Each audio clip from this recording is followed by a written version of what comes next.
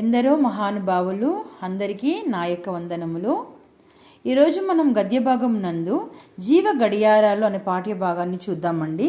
రచించిన కవి ఎవరంటే వింజనం సాటి రాఘవరావు గారు.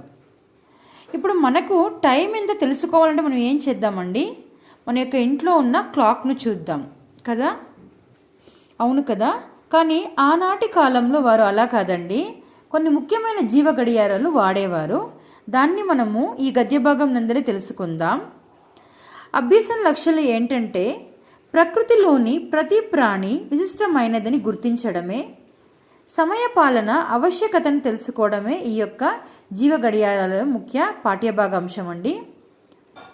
మొదటిగా నా కోడి కుంపటి లేకపోతే తెల్లారదు, అందిట వెనకటికో ముసలమ్మ కథ సంగతి పక్కకు పెడితే, అలారం గడియారం రాకముందు మనిషికి సమయాన్ని తెలియజేసిన ఇప్పటికీ తెలియజేస్తున్న జీవ గడియారం ఏంటంటే అది కోడిపుంజు.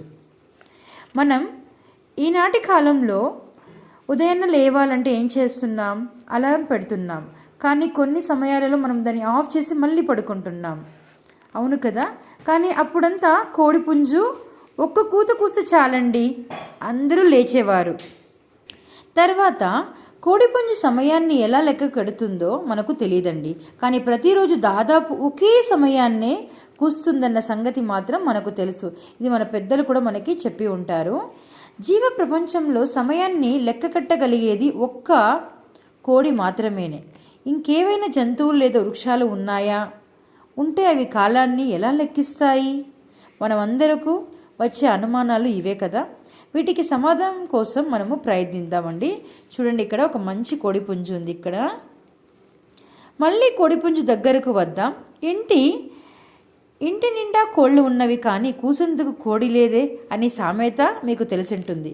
కోడిపుంజు మాత్రమే కూస్తుందని మనకు తెలుసండి.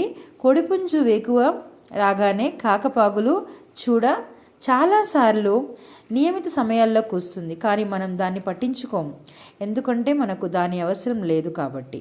కానీ కోడిపుంజు కూయడానికి కారణం దాని శరీరంలోని ఉన్న ఎవరికి కనిపించని గడియారం అండి. దాని ప్రభావం వల్ల అది ప్రయత్నంగానే కూస్తుంది. మనం ఏ ప్రయత్నం చేసినా కూయకుండా ఆపలేం కదండి. తర్వాత మనుషులకు సంబంధించిన ఒక చిన్న ఉదాహరణ చూద్దాము. మనం రాత్రి వేళప్పుడు పడుకున్న రోజు మనం నిద్రలేచే వేళకు మెలకువ వస్తుంది, మంచం దిగాల వద్ద అన్నది మన నిర్ణయంపైనే ఉంటుంది. ఒక్క కోమాలోకి వెళ్ళిన వాళ్ళు తప్ప మిగిలిన వారెవరైనా నిర్వారామంగా నిద్రపోలేరు. మనకు రోజు అన్నం తినే వేళకు ఆకలి వేస్తుంది. మీరు ఇది గమనించారా? అదే టైంకి మీకు రొటీన్ అవుతుందండి ఎల్లప్పుడూ. మరి మనకు మెలకువ కలిగించేది, రాత్రి కాగానే నిద్రపోవాలని సూచించేది, ఆకలి ద్వారా భోజన సమయం అయ్యిందని గుర్తించేది మన శరీరంలోని ఎక్కడో ఏదో ఒక అలారం గడియారం ఉండి ఉండాలి అని అనుకుంటున్నానండి. ఈ గడియారాలు మనకు కనిపించకపోయినా వాటి ప్రభావం మనకు తెలుస్తూనే ఉంటుంది.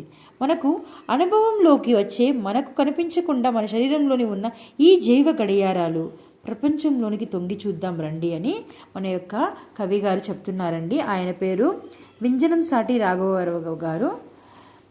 మనము ఇంతటితో ఈ వీడియోని ముగిస్తున్నాము. మన కోడిపుంజుతోటి నెక్స్ట్ ముఖ్యమైన జీవ గడియారాలు చూద్దామండి. ధన్యవాదములు.